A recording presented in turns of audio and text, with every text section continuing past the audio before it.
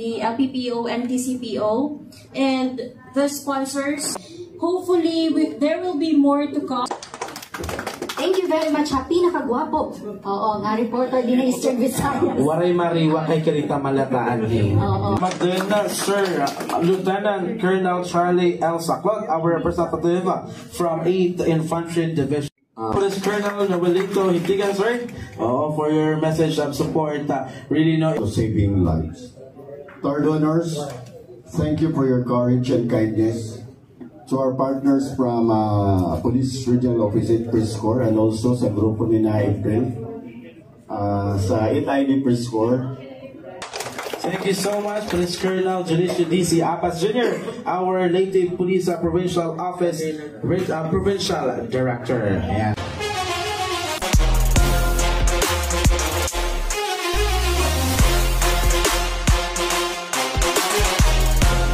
The President of 8th Infantry Division Press Corps, Mr.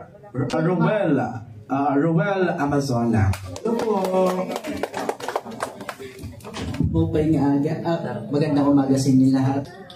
Taos puso kami nagpapasalamat sa lahat ng sumuporta at nagpunta rito ngayon, especially sa mga magdodonate ng dugo dahil napaka-importante po ng dugo na inyong idodonate, especially now na palapit na tayo sa Christmas season.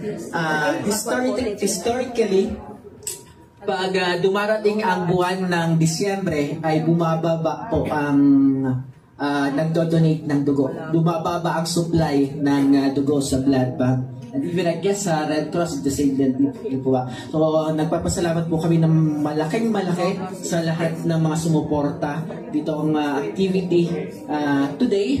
And we hope na patuloy ang inyong pagsuporta sa mga ganitong klase activity dahil ito po ay makakatulong hindi lamang upang makapagligtas ng buhay, kundi rin malaki rin ang ambag nito sa health ng taong nag-donate.